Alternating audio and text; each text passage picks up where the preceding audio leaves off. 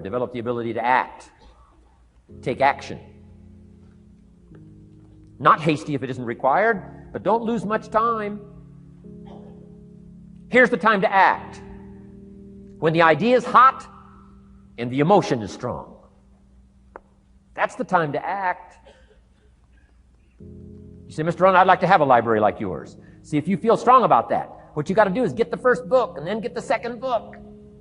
Before the feeling passes and before the idea gets dim, action pronto, action immediate, action as soon as possible. Because if you don't, here's what happens. We call it the law of diminishing intent.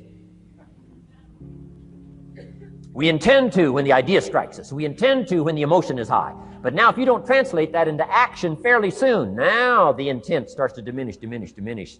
And a month from now, it's cold. A year from now, it can't be found. So act. Set up a discipline when the emotions are high and the idea is strong and clear and powerful. That's the time to set up the discipline. Somebody talks about good health and you're stirred. Says, right, I need to get a book on nutrition.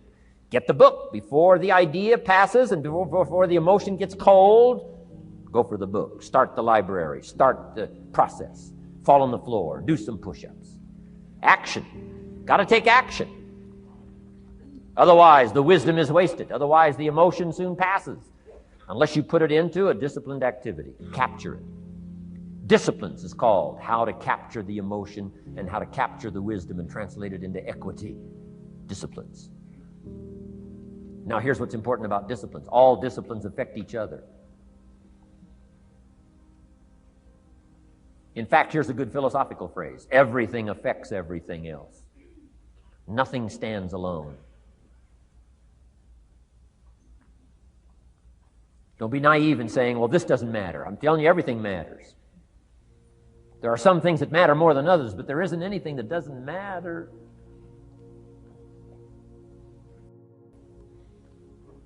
We all pity the man who says, well, this is the only place I let down. Not true. Key to take home. Every letdown affects the rest of your performance. Every letdown affects the rest. This is part of the educational process on personal development. If you don't take the walk around the block, you probably won't do the apple a day. If you don't do the apple a day, you probably won't start building your library. If you don't build your library, you probably won't keep a journal, and you won't take pictures, and then you won't do this, you won't do wise things with your money, won't do wise things with your time, won't do wise things with your possibilities and relationships, and the first thing you know, 6 years of that accumulated, and we say you have messed up. So the whole key to reversing that process now is to start picking up these disciplines. Now here's the positive side. Every new discipline affects the rest of your disciplines. Every new one affects the rest. That's why action is so important. The least action, the smallest action. Take it. Because when you start accomplishing and the value starts to return from that one action, it'll inspire you to do the next one and the next one and the next one. You start walking around the block, it'll inspire you to get an apple. Get an apple, it'll inspire you to get a book. Get a book, it'll inspire you to get a journal. Get a journal, it'll inspire you to grow, develop some skills. All disciplines affect each other. Every lack affects the rest. Every new affects the rest. The key is to diminish the lack and set up the new. And you've started a whole new life process. Key. Also, one more thought on discipline. Here's the greatest value of discipline. Self-worth. Self-esteem. People are teaching self-esteem these days, but they don't connect it to disciplines. The least lack of discipline, and it starts to erode our psyche. One of the greatest temptations is to just ease up a little bit, right? The slightest lack of doing your best starts to erode the psyche. Instead of doing your best, doing just a little less than your best. Sure enough, you say, well, it's just going to affect my sales. No, it's going to affect your consciousness. It's going to affect your philosophy. Now you've begun in the slightest way to affect your own philosophy. Here's the problem with the least neglect. Neglect starts as an infection. And if you don't take care of it, it becomes a disease. And one neglect leads to another. And the worst of all, when neglect starts, it diminishes our self-worth, our self-confidence, our self-value. You say, well, how can I get back my self-respect? I'm telling you, you don't have to go to 29 classes. All you have to do is start the smallest discipline that now corresponds to your own philosophy, like I should, and I could, and I will. No longer will I let neglect stack up on me so that I will have the sorry scenario 6 years from now, giving some excuse instead of celebrating my progress. That's the key to discipline. Okay? Let's get kids involved in the least of disciplines. One more, and then one more, and then another one, and then another one, and then some more. And the first thing you know, you're starting to weave the tapestry of a disciplined life into which you can pour more wisdom and more attitude and more strong feeling, more faith and more courage. Now you've got something, a vessel in which to put it. And now the equities start to flow. And the early return, I'm telling you, if you'll start this process, the early return will have you so excited. You'll commit yourself to this strategy for the rest of your life. You'll never go back to the old ways. Join a new crowd. Join a new group. The disciplines to do it. Take action.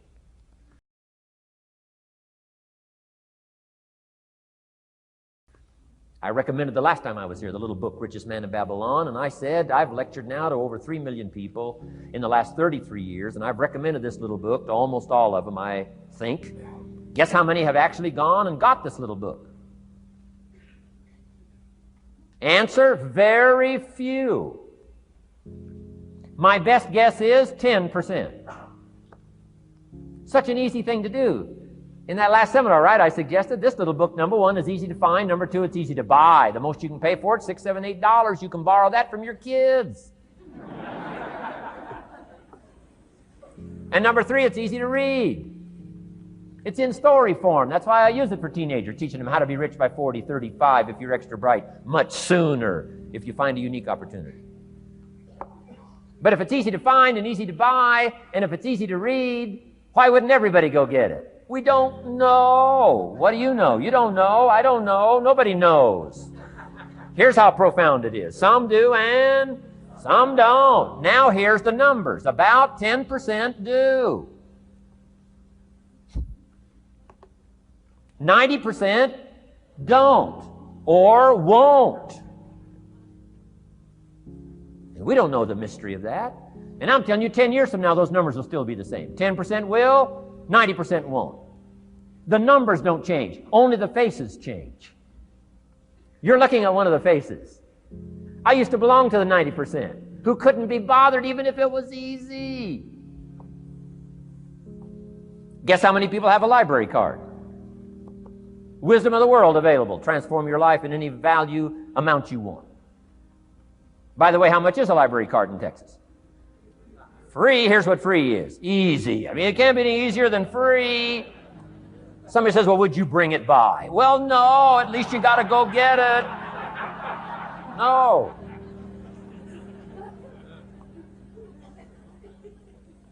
Wisdom of the world available. Transform your life spiritually, socially, personally, economically, and every other way.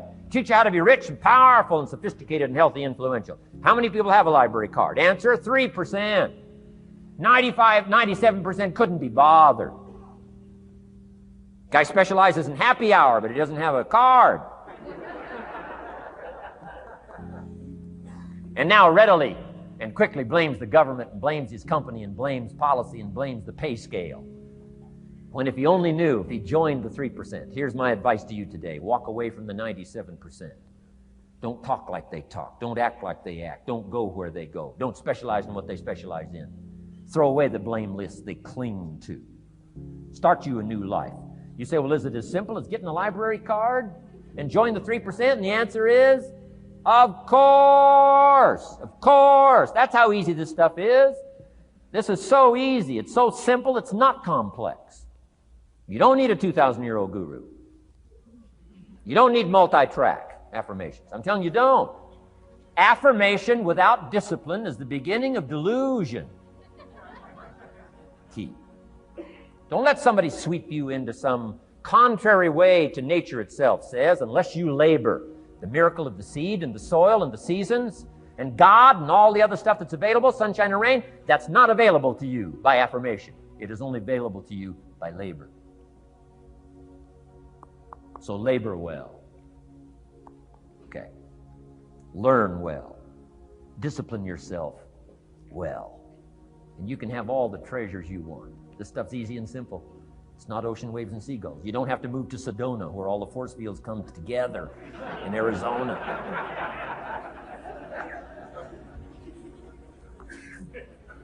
Let's teach our kids the simple ways to transform their health, number 1. Their economics, number 2. Their ability to communicate, number 3. Their life and treasure and lifestyle, number 4. Spirituality, number 5. And the list goes on and on. Let's not leave out any of the least of disciplines that encourage us to do the next one, to do the next one, to do the next one. First thing you know, this whole scenario for you is spinning up instead of out of control on the negative side. This is all you got to do.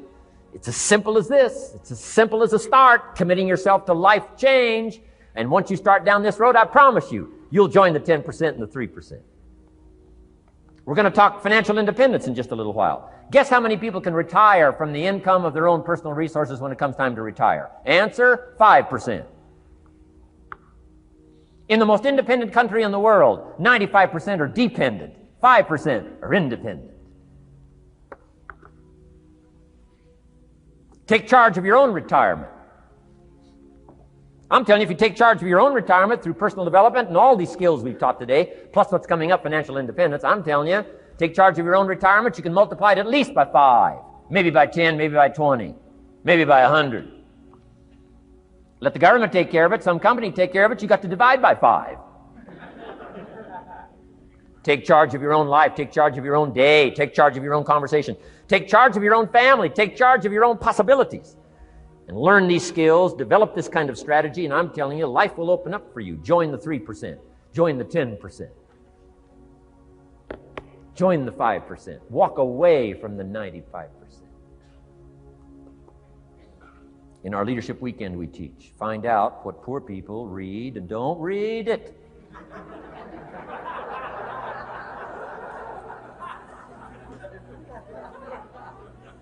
I'm telling you, don't talk like they talk. Lend a helping hand, but don't fall into their poor philosophical scenario.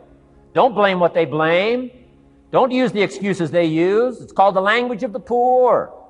Switch gears, switch language, switch ideas, switch strategy.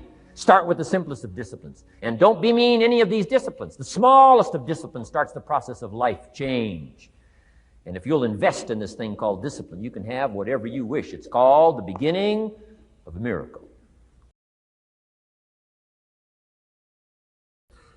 Now here's the last clue on discipline. Do the best you can. We covered earlier, but here's a good scenario for the do the best you can. I've got a good question for you. Is the best you can do all you can do? And the answer is no. Strangely enough. If we all fell on the floor right now and did as many push-ups as we possibly could, and let's say for some reason you haven't been into push-ups lately, I can't imagine why, but let's say the best you can do is 5. And you look up at the rest of us and say, hey, 5 is the best I can do. We can tell by the look on your face that's probably true. 5 is the best you can do. Now, is 5 all you can do? The answer is no. If you rest a little, you can do 5 more. Wow. And if you rest a little, you can do 5 more. And if you rest a little, you can do 15 more. How did we get from 5 to 15? It's a miracle.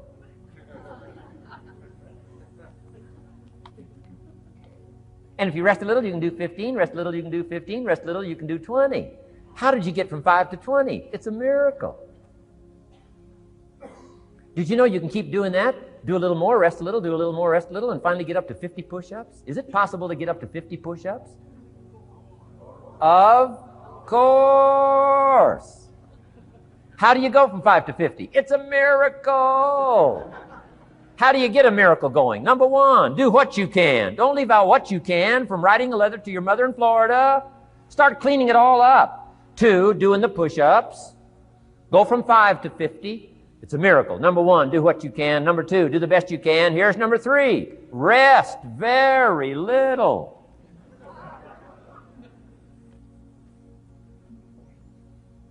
Don't rest too long. Why? The weeds take the garden. Kids have got that figured out. You can't rest too long. Here's the clue. Make rest a necessity, not an objective. The objective of life is not to rest. The objective of life is to act. Think of more disciplines. Think of more ways and means in which to use your own wisdom and your own philosophy and use your own attitude, your own faith, your own courage, your own commitment, your own desires, your own excitement. Invest it in discipline so that it's not wasted. The smallest of discipline. Thereby transform your life. Join the 5%, join the 10%, join the 3%. Guess when I went and got this little book, Richest Man in Babylon? The same day I heard about it. I went and got it. Somebody says, well, Mr. Rohn, does that make you different than most other people? And the answer is yes. Somebody says, well, why is that? We don't know. We don't know. What do you know? You don't know. I don't know. None of us knows. Some do and some don't. The numbers don't change. Only the faces change.